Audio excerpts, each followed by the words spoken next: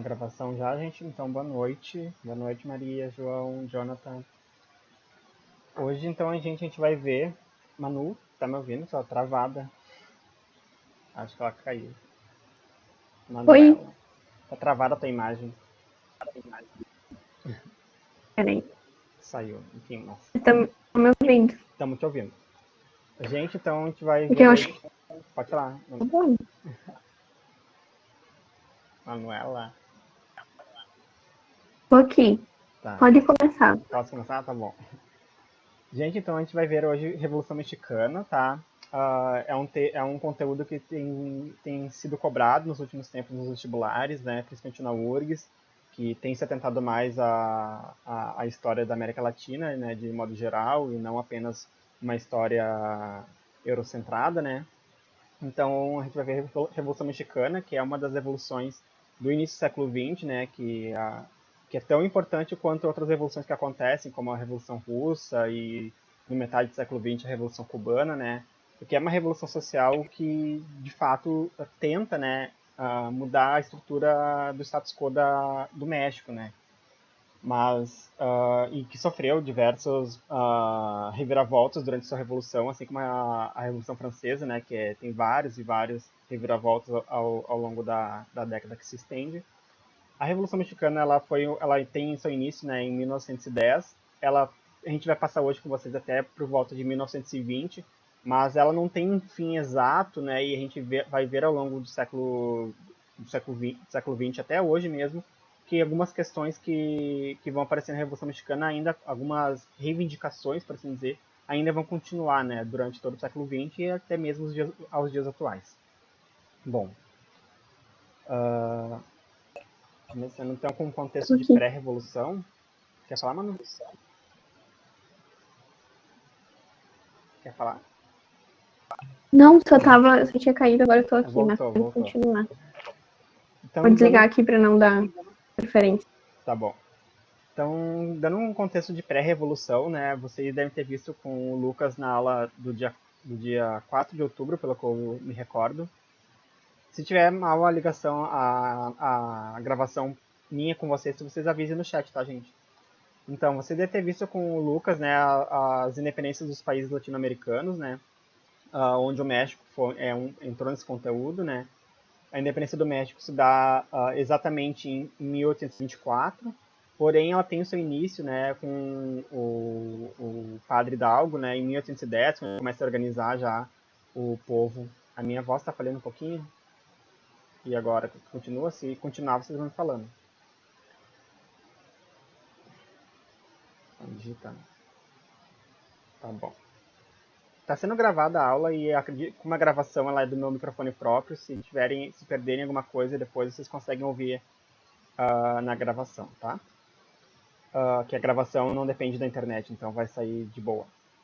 Então, voltando, né, no contexto de pré-revolução, a gente vai ver então no México que mesmo com a independência do país, assim como outros países da América, né, principalmente aqui na América do Sul, a sociedade ainda vai continuar com fortes características que perduravam durante o período colonial, né, enquanto a Espanha ainda era a metrópole que governava, né, esses países aqui na América Latina.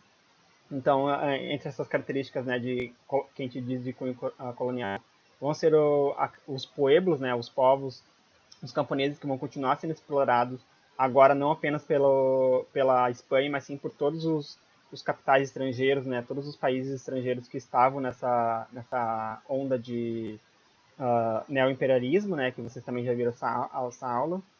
Também vai ter a questão do caudilismo, né, que vocês também devem ter visto com o Lucas, que era esse modelo de governar onde tanto as pessoas que governavam, né, os homens que governavam os pequenos estados do México e também de outros países da América Latina, eram uma mistura de grandes senhores de terra com grandes comandantes militares. Eles eram as duas coisas ao mesmo tempo, né? Então, além de serem grandes senhores de terra, eles também eram líderes militares que protegiam suas terras e, de certa forma, protegiam ou diziam proteger os povos através das forças militares, né? Então, o caudilismo ele vai ser algo que vai ser bastante influente, né, na história do México e a partir de 1876, vai surgir um governante que é um caudilho, né, que era um grande senhor de terra e também era um líder militar, que era o Porfírio Dias, e que ele vai ficar no poder a partir de 1810 até 1911. Ele vai ser chamado, então, esse período de o Porfiriato, que é o período que se diz que é o mandato de Porfírio Dias no México, que de tanto tempo que durou, né, mais de 30 anos, é considerado como uma ditadura, né? A gente vai ver os motivos logo mais abaixo. Durante esse período do Porfírio Dias, o México vai sofrer bastante mudança comparado ao período que o México sofreu desde sua independência, né? Se antes do Porfírio Dias entrava e saía vários comandantes, né, vários presidentes que não conseguiam tirar o México do mesmo estado que ele estava, mesmo no período de colonização, né?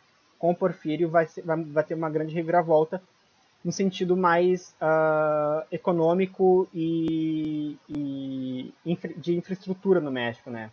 Então vai existir uma estabilidade política, né? A partir do momento que só o Porfírio vai ficar comandando o México e não mais a cada 4 anos, a cada 5 anos trocando de comandante, né? Trocando de presidente, porque o Porfírio vai, de certa forma, ter uma estabilidade política através de processos que a gente vai ver logo em seguida.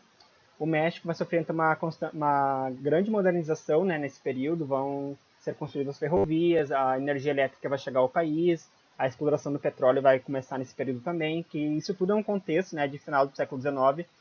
Também tem a ver com a questão da Revolução Industrial, né, que a gente também viu em aulas passadas, que ao mesmo tempo que também grandes ferrovias estavam sendo construídas na Europa, né, nos Estados Unidos, também essas ferrovias começaram a ser implantadas nesses territórios latino-americanos, né, incluindo o México.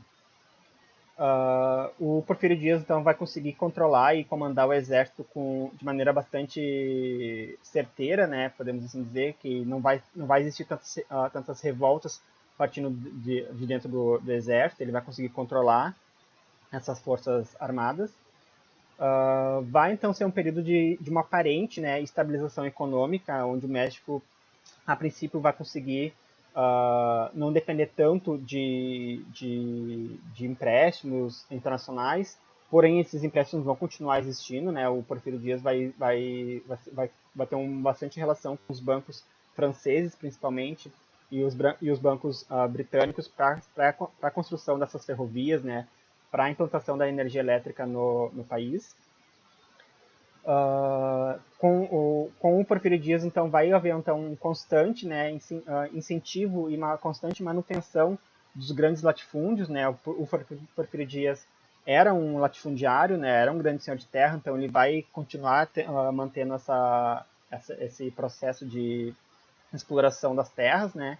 E ele vai, então, ser um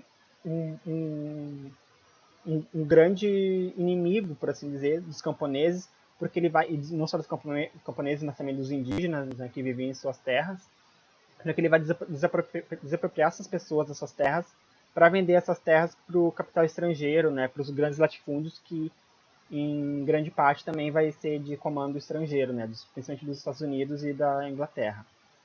Então a exploração da classe trabalhadora vai continuar, assim como existia essa exploração no período colonial, né? E essa classe trabalhadora vai ser uma classe marginalizada, né? Ela não vai ter poder, não vai ter sua voz ouvida, não vai ter suas reivindicações ouvidas. Vai haver uma constante censura, né, contra os opositores. Então, os jornais que criticavam o Porfírio vão ser fechados, vão ser perseguidos, né? Pessoas que se pronunciavam contra o Porfírio vão ser perseguidas. E ele vai se manter no poder durante esses mais de 30 anos, principalmente na questão de fraudes eleitorais, né? Dado esse contexto, vou começar a correr um pouquinho mais de como é que o México estava antes da Revolução. A partir do início da Revolução, então, vão começar, já no início do século XX, né, por volta de 1900, 1905, vão começar a emergir diversas greves trabalhistas, né, principalmente no setor têxtil e no setor minerador, né. O México ele é tinha e ainda tem, né, bastante fontes de metais preciosos, né, e também de prata e algumas de ouro também. Então, esse setor de têxtil, que é o setor mais industrializado, e o setor minerador, os trabalhadores vão começar a fazer greves, né, devido à exploração e a sua voz não sendo ouvidas, né. vai então haver uma insatisfação de praticamente todos os setores da sociedade, né? Se o setor trabalhista, né, o setor do operariado vai estar satisfeito devido à exploração, e o setor também da burguesia vai começar também a se manifestar contra o Porfírio, em razão de que, em razão principalmente da questão da ditadura, né? Dele estar se mantendo no poder durante tanto tempo, vai chegar um momento que suas reivindicações, né, as reivindicações da burguesia não vão começar a ser tão ouvidas pelo Porfírio e a burguesia também vai começar a se manifestar contra o mandato dele, contra o porfiriato. É nesse momento então que vai surgir a figura do Francisco Madeiro, que era um grande senhor de terras também, né, na região norte do México, e ele, insatisfeito com o mandato do Porfírio, vai iniciar uma campanha contra a reeleição do Porfírio, isso por volta de 1909. As eleições de 1910, então, vão acontecer, né, e o Porfírio vai ter, então, como concorrente essa grande figura que começou a se destacar, que era o Francisco Madeiro. Francisco Madeiro, então, fazendo uma grande campanha e tendo suas ideias ouvidas pela grande parte da população, tanto a classe camponesa e trabalhadora, quanto também a burguesa. O Porfírio, então, com medo, né, desse avanço da campanha do Madeiro, vai prender o Madeiro às vésperas das eleições. E por conta dessa prisão, ele vai ser eleito, né, porque o candidato que era o maior candidato de oposição dele vai ser preso, não vai poder ser votado. E Porfírio Dias, mais uma vez, é eleito em mais uma eleição que ele fraudulou e conseguiu fazer-se ser eleito a partir de fraudes, né?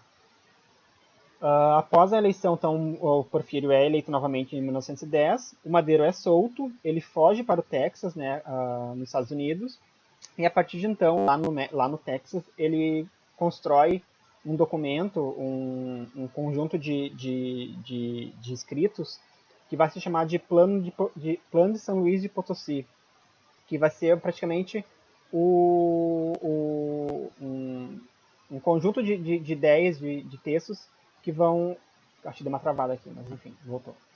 O Plano de Potosí vai ser um conjunto de textos que vai incitar a Revolução no México, né? Essa revolução vai ter data e hora marcada, inclusive, nesses textos, nesse Plano de São Luís Potosí, que marcava a Revolução para iniciar a partir do dia 20 de novembro de 1910. E esse Plano de Potosí, esses documentos, vão começar a ser amplamente divulgados pela imprensa, de mão a mão, vai correr uma grande campanha, né, de divulgação desse Plano de Potosí. Então a Revolução praticamente inicia nesse momento, né, quando Madeiro divulga o Plano de Potosí. Próximo slide. Se vocês tiverem dúvidas, vão falando, gente, no chat. Manuto tá aí.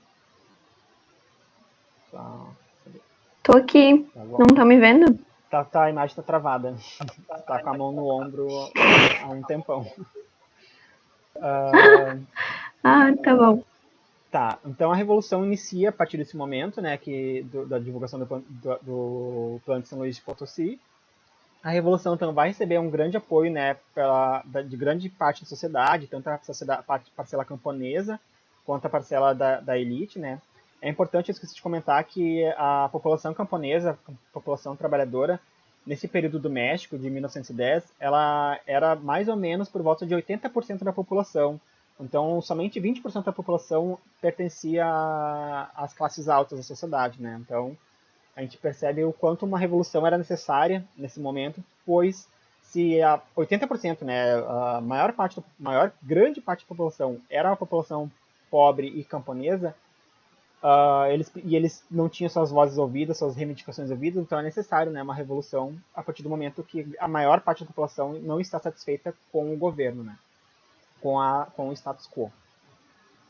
A Revolução então vai receber grande apoio da população, né, e Porfírio vai acabar renunciando, né, vendo que a sociedade estava, de fato, abraçando essa ideia de revolução, ele vai acabar renunciando em maio de 1911, né, pouco mais de 6 meses depois da última eleição, onde ele fraudulou a sua eleição, a sua vitória. Madeiro vai assumir temporariamente então o poder, né? O Francisco Madeiro era então considerado uma figura de líder, né? Ele vai assumir o poder em 1911 e vai convocar novas eleições presidenciais, né? E em outubro desse ano, de 1911, Madeiro, que se candidatou também como presidente, vai então acabar sendo eleito oficialmente presidente do México em outubro de 1911. Quando Madeira assume o poder, assume a presidência, ele não, alguma parte da sociedade, né, uma grande parte da sociedade, não vai aceitar a sua vitória, não só a sua vitória, mas não vai aceitar ele como governante, porque ele vai, a partir do momento que ele é eleito, ele vai assumir uma perspectiva de mandato onde ele só vai querer voltar à normalidade que existia antes da Revolução, né? Nesse momento de Revolução, o México estava em ebulição, né? As pessoas só estavam fazendo campanhas e se manifestando nas ruas, né? E agora, com a vitória de Madeiro, então ele quer uma volta à normalidade, ele quer que as pessoas voltem para suas casas, para sua vida normal e continuem trabalhando, né? Continue a vida que eles tinham antes das eleições, antes da Revolução. A vida que eles tinham durante o mandato de Porfírio, né? Que era uma vida onde a classe do proletariado era bastante explorada. Então, havendo essa insatisfação por parte do campesinato, né? Vai continuar, então, um processo de revolução, né?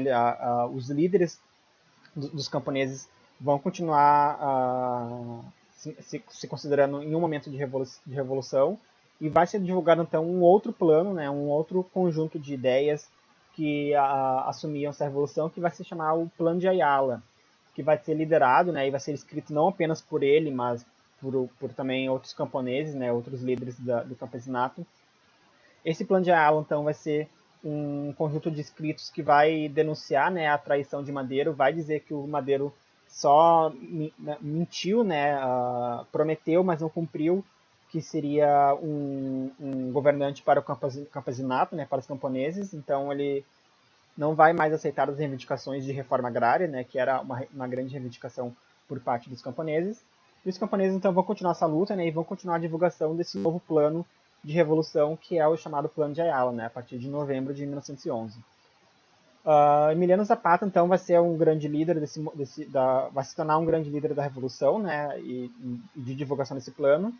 E ele vai começar então a organizar um exército, né, um exército de camponeses para pegar em armas e para tornar então a revolução de uma forma mais violenta, né, do que era antes, no início de 1910, onde antes era apenas uma campanha de revolução, de divulgação das ideias, de chamar a gente para pensar que o México não estava num bom momento. Então Zapata vai ser um dos grandes líderes da revolução.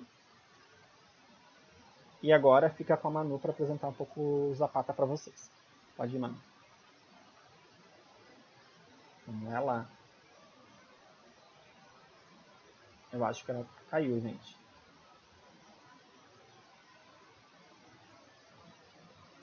Tá. Já vai. Ela disse, já vai. Tô esperando. Tá me ouvindo? Tô te ouvindo. Deu um ecozinho. Fala de novo. Estão me vendo? Não, vendo não. Estão me ouvindo? Ouvindo sim. Mas vendo a imagem tá travada. Tudo bem. Sem problema. Tudo bem. O importante é vocês escutarem.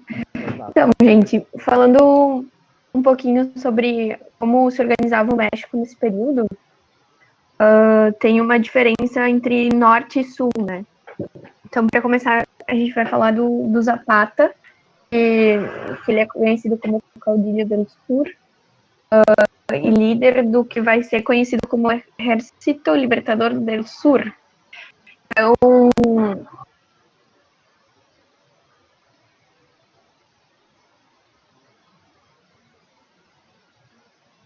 Travou.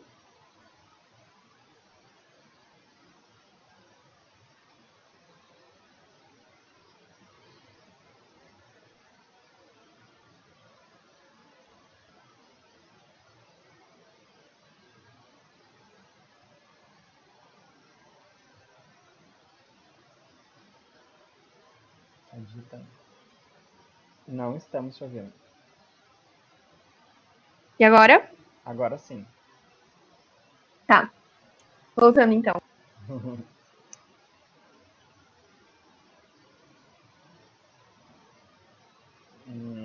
Não estamos ouvindo, mano.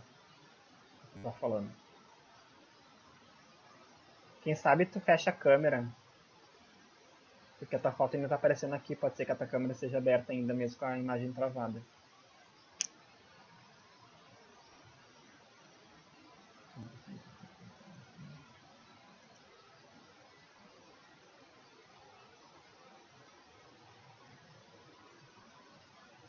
Fala alguma coisa aí agora.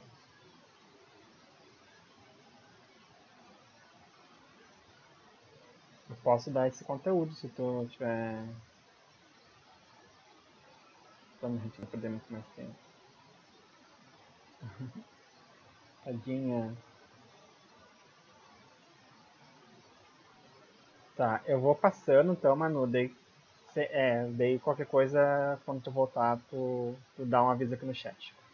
Então tá, gente. O Emiliano Zapata, né, começa a se destacar como um grande líder da Revolução, né?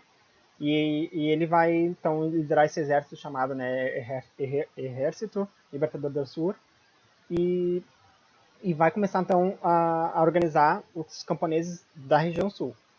É importante também destacar que, nesse momento, o México, ele era, assim como outros países, né, ele era bastante dividido entre as regiões sul e norte, né, e cada região tinha sua especificidade, né, enquanto o sul era mais agrário no México, considerando a grande plantação de cana-de-açúcar e de outros mantimentos do mundo agrícola, né, no norte do México, que a gente vai ver no próximo slide, era outro contexto, né, era um contexto mais industrializado e principalmente voltado à mineração, né, com a exploração das minas de metais preciosos e de carvão e também as jazidas de petróleo.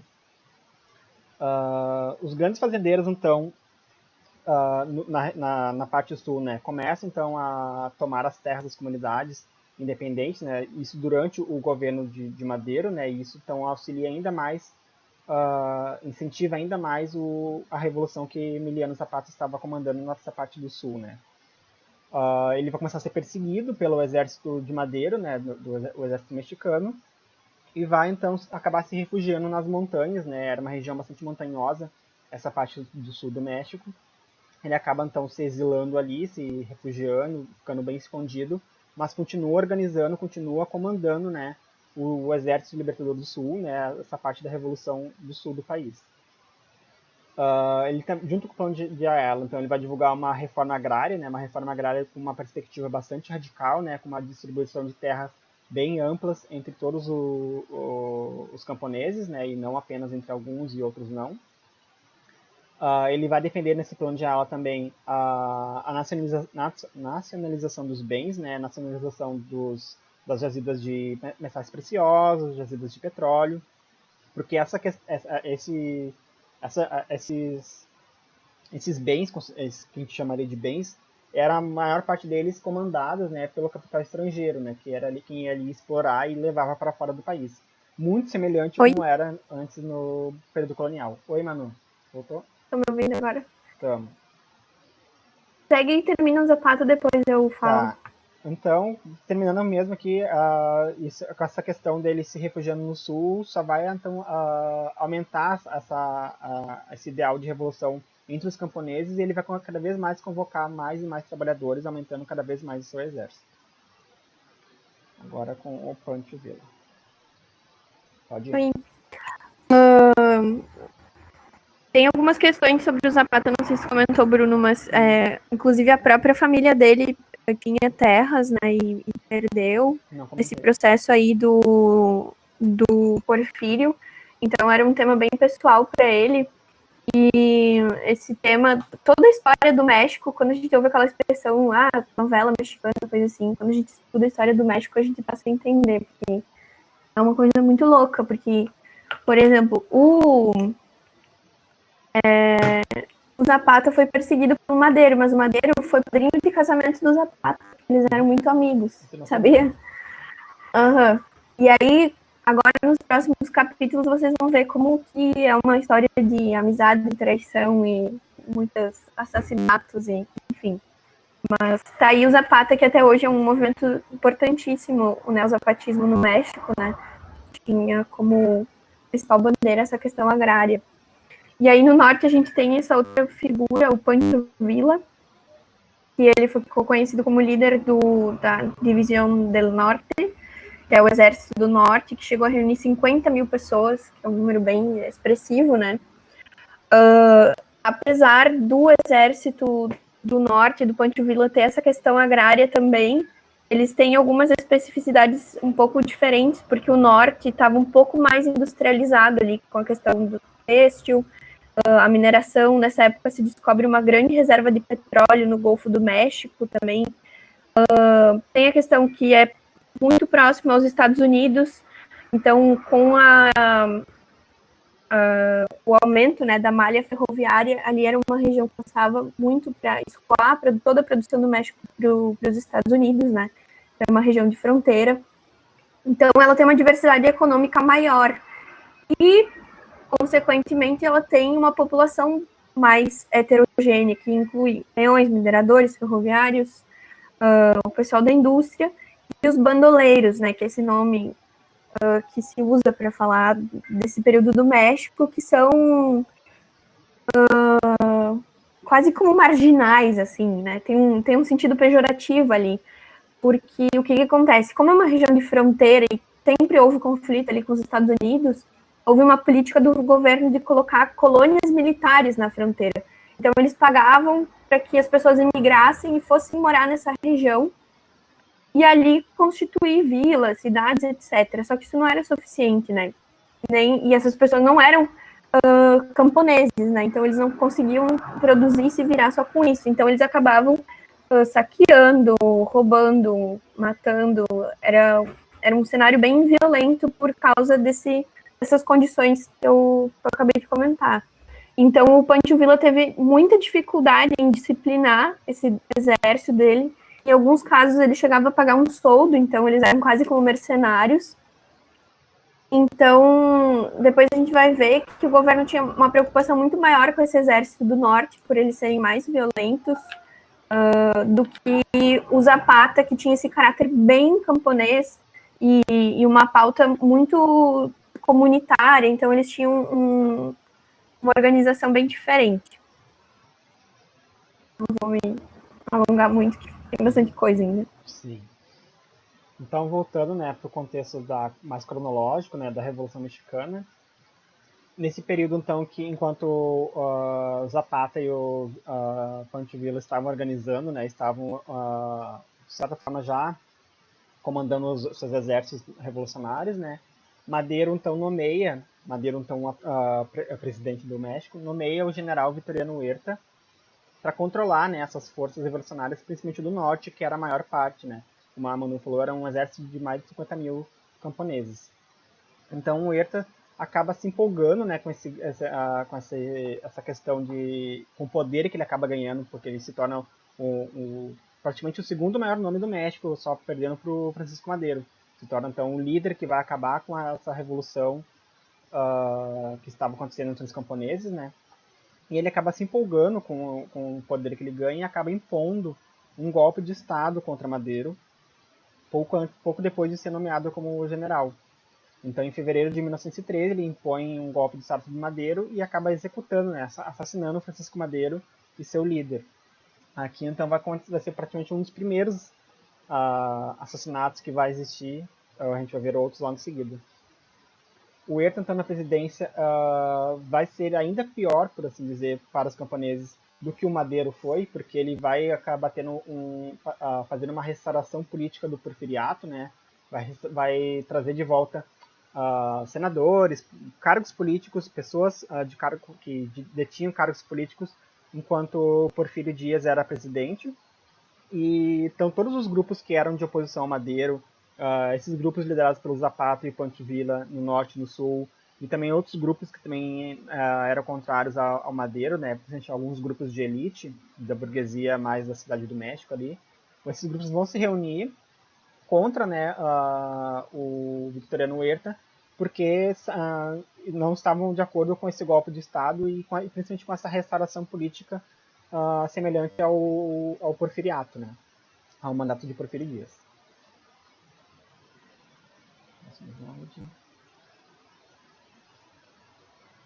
Manu, aí a gente tem um mural. Estão me ouvindo? Uhum. Muito de todo esse conteúdo é porque logo depois desse período, mais para os anos 30 e 40, tem um movimento artístico que se chama muralismo no México. E a gente acaba conhecendo um pouquinho porque um dos expoentes desse movimento é o Diego Rivera, que é o marido da Frida Kahlo. A gente conhece ele como marido da Frida Kahlo, mas é um movimento super importante artístico, que fez uns quadros enormes, bem característicos como esse. E a maioria deles tem como tema a história do México. E aqui nesse quadro a gente pode ver vários elementos desse período do Madeiro. Ali no centro a gente tem o Madeiro em cima do cavalo chegando, porque ele fez todo um deslocamento lá do norte do México até a capital, com os seus apoiadores. Ali a gente vê os camponeses, os militares, todos que apoiaram ele, as pessoas passando fome. E aí tem alguns elementos interessantes, por exemplo, ali em cima tem essa faixa que fala do que levou ele ao poder, né? Porque ele era contrário à reeleição do Porfírio. Então, esse era o principal objetivo dele, organizar politicamente o país. Enquanto esses movimentos camponeses queriam uma reforma muito mais profunda e radical. E aí, o mais interessante dessa imagem é que ali à esquerda, vocês podem ver que tem tipo uma casinha que tem dois senhores com um chapéu, com uma roupa bem chique. Um deles é o Huerta e o outro é o embaixador americano passando a faixa presidencial para ele, porque depois os Estados Unidos apoiam esse golpe do Huerta. Então, enquanto o Madero estava assumindo o poder, eles estavam confabulando, e aí vem a representação artística. Daí tem até as hienas ali em cima deles, representando toda essa maldade, né? Então, depois, até o primeiro quadro do nosso slide também tem todos esses personagens da história da Revolução do México, se vocês quiserem olhar, eles são bem interessantes. Isso aí. Então, voltando para a cronologia, vai surgir nesse meio tempo de golpe, né, com o Huerta no poder, a figura, então, do Venustiano Carranza, que ele vai ser também um membro da burguesia, né, um grande fazendeiro de família tradicional, e também era um governador do estado de Coahuila, é assim que fala, não sei se é assim que fala, Coahuila, que era também o mesmo estado, né, a mesma região de Francisco Madero, no norte do México. O Venustiano Carranza, então, ele vai assumir essa postura de quase um novo Francisco Madero, né, uma liderança por parte das elites, né. Então a gente tinha no México o Pancho Villa, que era uma liderança do exército de camponeses. No sul a gente tinha o Zapata, e agora então surge uma outra liderança que representa mais a burguesia, né, os grandes senhores, que é o Venustiano Carranza. Ele então vai comandar um exército, vai montar um exército que vai se chamar de Exército Constitucionalista, que vai defender então a criação de uma nova constituição para o México. A constituição que eles tinham era uma constituição que existia desde da independência em 1824, então muitas coisas haviam mudado, né? Questões sociais mesmo, né, haviam mudado, e a constituição ainda era muito antiquada. Então ele vai querer defender uma nova constituição, de restabelecer também a normalidade, né, que tinha a dita normalidade que Francisco Madero tentou implantar. Ele vai ser reconhecido então como um herdeiro de Madero. Ele vai ter como aliado então o Álvaro Obregón, que era uma figura bastante conhecida no exército mexicano, né, o exército oficial mexicano. Então ele vai fortalecer ainda mais esse exército constitucionalista a partir do momento que o Obregón se junta, né, ao movimento do Carranza. Então, esse movimento do Carranza, né, principalmente esse exército constitucionalista, vai conseguir depor o Huerta, que vai acabar fugindo, né, desse cargo do México, né, vai acabar fugindo em 14 de agosto de 1914. Então, o cargo de presidente da República do México acaba ficando vago novamente. A partir do momento então que não existe mais nenhum inimigo em comum, né, o único inimigo no momento, se antes o inimigo era o Madero, agora o inimigo era o Huerta, que havia aplicado um golpe de Estado, e os dois já não estavam mais presentes no México, né, não vai existir nenhum inimigo, e vai acabar sendo convocada então a chamada Convenção de Águas Calientes, no finzinho de 1914, que vai reunir então as principais lideranças do país, né? Tanto a liderança do Carranza como a liderança também do Zapata e do Pancho Villa vão se reunir e outras também, para discutir o que seria feito, né, a partir de então, já que o cargo de presidência estava vago. Carranza, então, vai para essa reunião achando, né, que ele vai ser conclamado como presidente da República, né, por ter, de fato, sido a força que mais conseguiu expulsar o Huerta do México. No entanto, ele vai ser confrontado na hora das discussões que vão acontecer nessa convenção. E Gutiérrez, né, que era uma outra figura já da Cidade do México, uma outra figura política da Cidade do México, vai acabar sendo nomeado como presidente por ser alguém que já estava mais familiarizado com as questões políticas do que o Carranza, que era apenas um grande proprietário de terras no norte do país, né.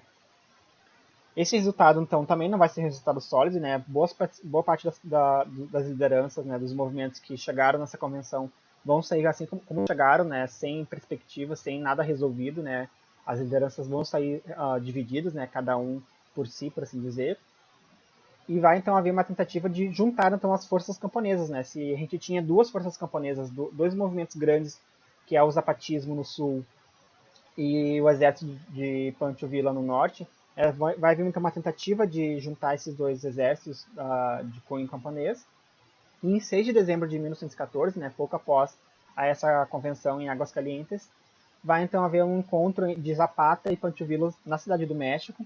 Eles vão entrar na cidade com toda a pompa, né, em seus cavalos, com seu exército atrás.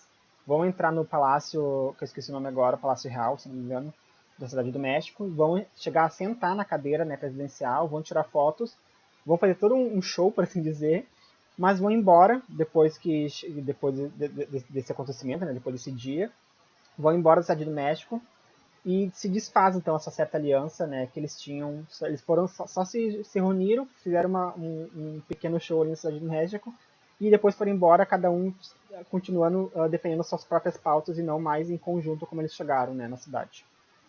Aqui tem uma fotinho, Manu pode falar. Então tá aí a foto icônica dos dois líderes sentados na cadeira presidencial com seus apoiadores. Tem muita discussão sobre isso, sobre esse momento específico até hoje, porque ali eles tiveram um momento de assumir o poder e decidiram não fazer. E ali foi um momento crucial para esses dois movimentos dentro da Revolução Mexicana. E agora a gente vai ver o que vai acontecer depois, que é bem triste, né? Pode passar, Bruno. Então o Carranza, ele não fica feliz com esse resultado, não fica feliz com os dois sentados lá na cadeira presidencial, meio que tirando os carros, né, da situação. Deve ter lido assim, pelo menos. E aí ele monta um exército e começa a atacar brutalmente.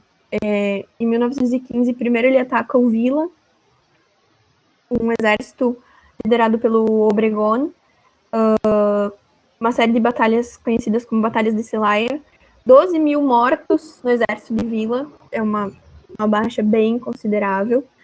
E o interessante da Revolução Mexicana é essa questão de ser a primeira revolução assim, do século XX. Então, aqui nesse momento da Revolução, é o primeiro momento que se usa metralhadoras, que se usa táticas de guerra que depois vão ser utilizadas na Segunda Guerra Mundial, na Revolução Russa. Tem essas questões das fotografias, depois isso vai ser muito icônico no cinema americano também. Mas, enfim, depois de sentar na cadeira presidencial, o Villa é massacrado. Nesse um ano que se combate o Villa no norte, o Zapata tem um ano de trégua. Ele organiza o seu campesinato ali, eles começam a remarcar as terras, colocam o plano de Ayala em funcionamento, e os pueblos decidem não dividir as terras como propriedades privadas, cada um para uma família, mas usar de forma coletiva, que é uma forma que existia na América pré-colombiana, né? A gente estuda que não tem essa noção de propriedade privada, a terra é coletiva, tem uma autogestão, e eram as formas tradicionais das populações indígenas, então eles querem essa retomada. Só que isso dura muito pouco, porque em 1916, com o Villa derrotado, eles passam a atacar o Zapata e o seu movimento. O Pablo González é o líder nesse momento, né, do exército. Ele reconquista o território com muita, muita, muita violência mesmo, praticamente matando todo mundo. E aí, nesse mesmo ano, o Carranza chama um congresso constituinte para discutir a nova Constituição. Pode passar, Bruno. Ele pode separar mais ou menos em 3 movimentos. Tem os porfiristas, né? Aí a gente lembra lá do Huerta também, que foi esse que tentou trazer de volta. E tem esses 2 representantes, que é o Carranza e o Madeiro, que queriam só uma reforma constitucional, uma reforma política. E aí, em terceiro lugar, a gente tem, não em terceiro lugar, né, por ordem, mas o terceiro grupo, que são esses movimentos camponeses mais radicais, que tinham essa questão agrária como centro das suas reivindicações. Em 1915 tem uma tentativa de fazer uma reforma agrária, só que o poder de fazer essa reforma agrária é dado a lideranças militares, que eles decidiam como é que ia ser essa demarcação de terras, que depois acaba que muitos desses militares viram latifundiários, ou seja, ao invés de demarcar por povo, eles ficaram para si com as terras, né? E aí, em 17, tem a nova Constituição, que é a Constituição que até hoje é vigente no México. Isso é uma questão bem importante. Essa Constituição prevê um sistema democrático com eleições periódicas, então, vencendo por fim a questão do Porfírio Dias, né? Tem um poder executivo forte, interventor. Ela tinha uma previsão de fazer algumas reformas sociais importantes, como a reforma agrária, mas aí aconteceu isso desses líderes tomarem para si, os líderes militares, né, as terras. E aí a população queria terra comunitária e eles tiraram isso. Podia até ter uma certa distribuição de terra, mas aí ia ser para a família, em nome do marido, né, uma noção bem patriarcal, e excluindo completamente a possibilidade de ser comunitária. E aí tem uma outra questão super importante dessa nova Constituição, bem rápido, para não passar o tempo, né? Já passou um pouquinho. Eu pedi 10 minutos para o Danilo, ele nos deu. Ah, que bom. Mas acho que nem vai precisar. Eu também acho que uma questão bem importante é que essa Constituição define que toda a riqueza do subsolo é propriedade do Estado. Porque tinha muitas empresas estrangeiras, como eu falei antes, que estavam interessadas nessa descoberta do petróleo do Golfo do México. E depois isso vai ter muitas reviravoltas ainda, né? Mas foi uma Constituição importante que está vigente até hoje. Tem mais um slide? Acho que sim. Tem, mais 2. Aí a gente tem mais um mural, né? Esse do Jorge González Camarena. Ele mostra esse momento da escrita da Constituição. Aí, como vocês podem ver, à esquerda tem o exército, que estava apoiando ali o Carranza. De cima da mesa ali caem folhas pretas que representam as leis do Porfírio Dias, enquanto as páginas brancas novas, elas trazem essas novas questões, né, que foram colocadas na Constituição, e as páginas pretas, elas caem ali, bem no canto esquerdo da imagem, como vocês podem ver, em cima de ruínas, porque o Porfírio Dias construiu muitas coisas, fez muitas obras físicas mesmo, palácios, museus, etc., no México, então é como se tudo isso, esse momento da história do México tivesse em ruínas.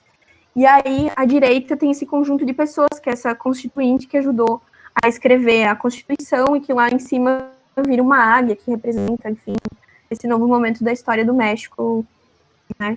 Eu me arrisco a dizer que essa águia representa talvez os Estados Unidos, porque a águia é um símbolo dos Estados Unidos, né? Será? É uma coisa que a gente... É a arte, né? A gente pode ir longe. Pode. Mas eles têm uma versão bem grande aos Estados Unidos e só essa questão de tirar o subsolo de empresas estrangeiras já mostra um ataque, né? Sim, então, não sei, mas é possível. E o último... e aí a gente tem as últimas reviravoltas, né? A gente tá colocando aqui como as últimas, mas tem muita mais coisas que aconteceram, né? Zapata é morto em 1919 numa emboscada organizada pelo Pablo González, que foi o cara que começou lá em 16 a atacar, né, o zapatismo. Então, a morte do Zapata é essa demonstração de força do tipo assim, ninguém vai sobreviver. É um extermínio completo do movimento. O Carranza é assassinado dormindo em 1920. pelo Álvaro Obregón, que foi esse líder militar que levou à frente, né, o exército que defendeu Carranza. E aí ele se torna presidente. Como vocês podem ver, é sempre essa disputa entre o líder político e o líder militar, traição, assassinato, etc. Ele fica até 24.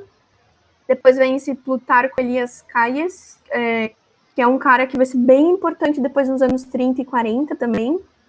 E aí, em 28, Obregón também é assassinado por um católico fanático. E aí, trouxe isso aqui porque tem essa questão católica também no México, que a gente não falou até agora, mas tem esse movimento dos cristeiros também, porque o Porfírio Dias, ele separa o Estado, né, o Estado e a Igreja. Esse movimento era contra isso e queriam uma igreja forte, enfim. Então, eles assassinam o Obregón nesse momento e depois eles vão voltar com muito mais força nos anos 30. Então, para ver como é complexo, né, o México. E o Pancho Villa é assassinado em 23 por motivações locais. Não foi traído, não sofreu golpe, mas também acaba assassinado. Depois, se vocês quiserem ver mais murais, tem muita coisa interessante. Tem um site lá do museu, de onde eu tirei esses murais aqui, se vocês quiserem ver. Tem o ícone, Museu Nacional de História. Isso. Eles têm no Instagram, tem uns videozinhos no Instagram que eles pegam pedacinho por pedacinho de cada mural e vão explicando, que é bem interessante. Eles são super bonitos, né? Então, para quem curte história da arte, essas coisas, ou arte mesmo, pede que a gente manda o link para vocês depois.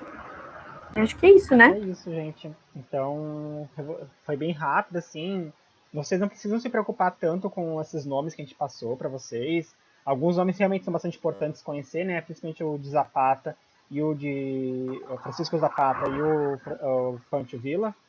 São dois nomes que, enfim, são bastante famosos, não só na historiografia mexicana, mas também, como a Manu falou, né? A questão dos cinemas vai existir, vai se aproveitar bastante, a produção cinematográfica de Hollywood de 1920, 1930 vai buscar bastante influência na história da Revolução Mexicana, né? Essa questão de Velho Oeste, essa questão de revolução, de exércitos camponeses. Então isso vai ser bastante explorado. Vão existir filmes, até mesmo filmes biográficos de Zapata e Pancho Villa vão ser lançados nesse momento de 1930, 1940, né? Que é o momento onde o cinema está se construindo as suas técnicas de filmagem, etc.